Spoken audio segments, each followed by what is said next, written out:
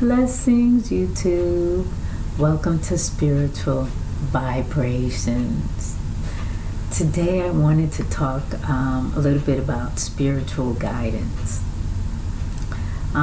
What do you do when you still need some spiritual guidance and you can't get to your clergyman, or you can't get to your house of worship, or you can't get to one of these videos?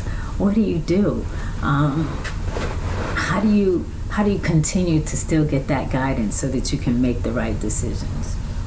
So before I get into that, I just want to define what spiritual guidance is to me, so that you can understand and follow how I come to my conclusions and how I come to receive the help that I receive.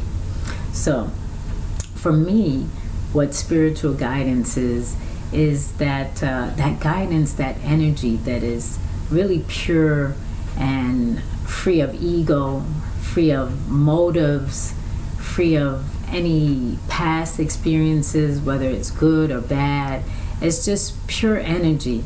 Sometimes when we try to make a decision on our own and we don't call for that higher power, the decisions that we made will be based off of our past experiences, whether it was a failure or whether it was a success, instead of it being a decision that is purely love, that is going to guide us and direct us to either those people or those situations that are going to be beneficial for us at that time. So again, what is spiritual guidance? Pure love. So it's and it's also like the energy that guides and takes care of the animals of the wild, like the squirrels and the birds and the rabbits and the things that you have out in the back that no one is really actually feeding. And I'm not talking about the little snacks that we throw to them. I'm talking about how they are sustained.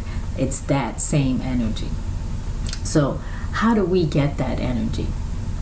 You can, like I said, you can go to a house of worship and speak with any clergy person there, a monk, a Buddhist priest, anybody like that, and you can get the guidance from them, because again, it's free of motive.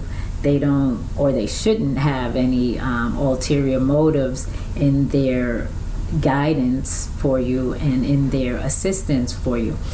So that's always a point of reference for you. And also you can seek guidance in your Bible. You can seek guidance in any of the spiritual literature.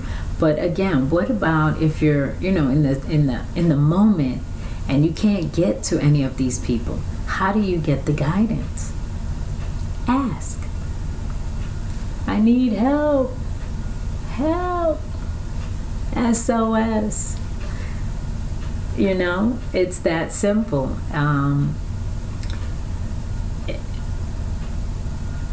And then when you do ask, you have to be open to the help. So many people ask for help, and I see this time and time again. They ask for help, and then when the help is offered, they're like, not you. You can't possibly help me. And I don't want it from there. That's not going to be beneficial. Or I already did that, or I already know that. And it's like, it's either you want the help or you don't. So if you ask for help, be open to receive it. Be welcoming for whatever help comes to you. It's just like with the spiritual signs. If you're not open, you won't see it. Where does this help come from? Some people, because it's called spiritual guidance, are expecting it to be some disincarnate spirit, just like actual spiritual miraculous help, and a ghost type thing. And sometimes it is that type of guidance, and sometimes it's not.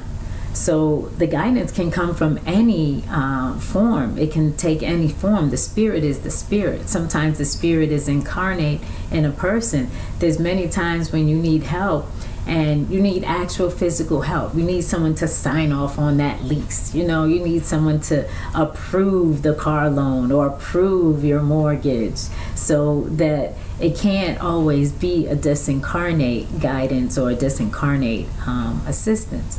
So how do you get the guidance? And this brings to mind a story that I heard not too long ago about a woman.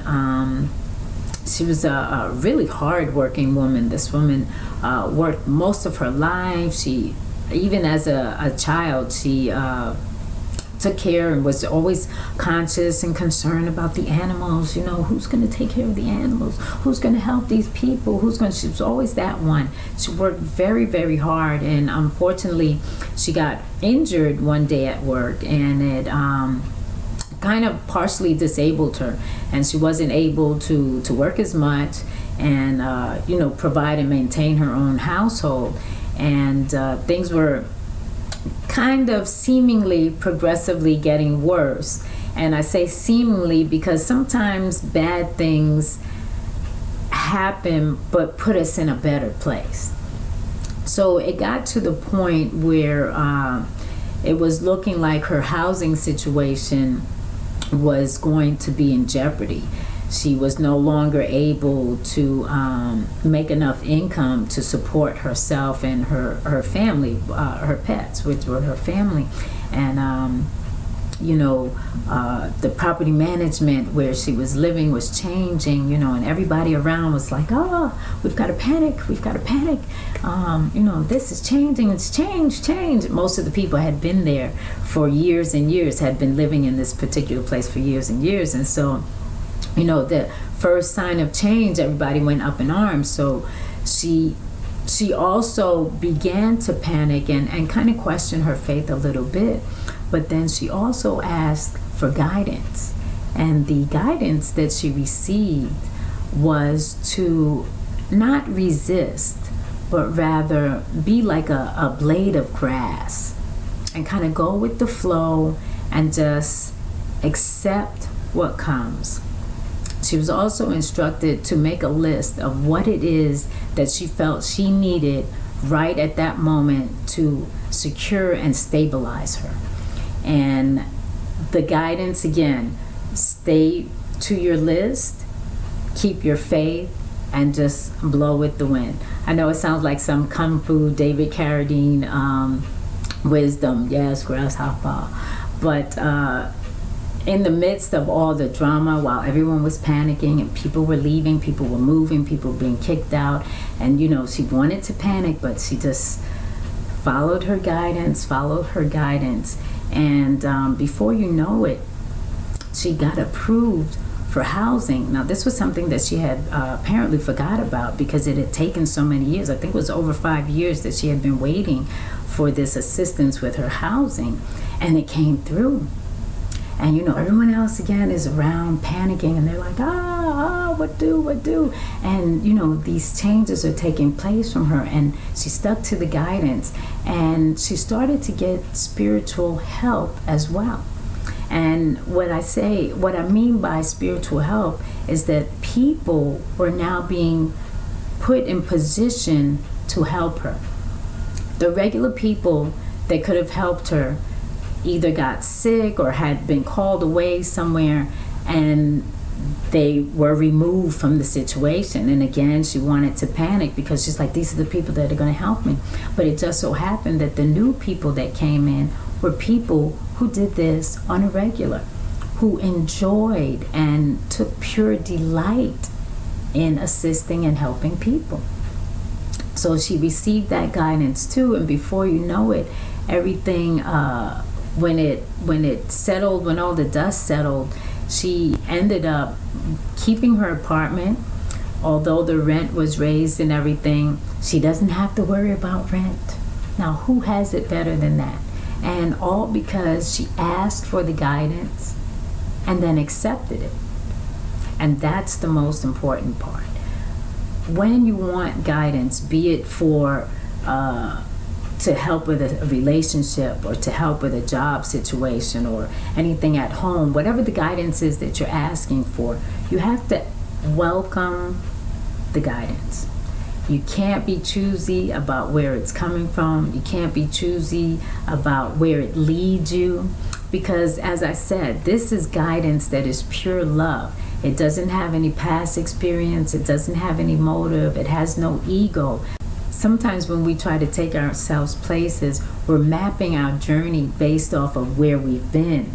And so our decisions are not really pure. Sometimes they're made out of fear. And so we could be limiting ourselves from where we really could go.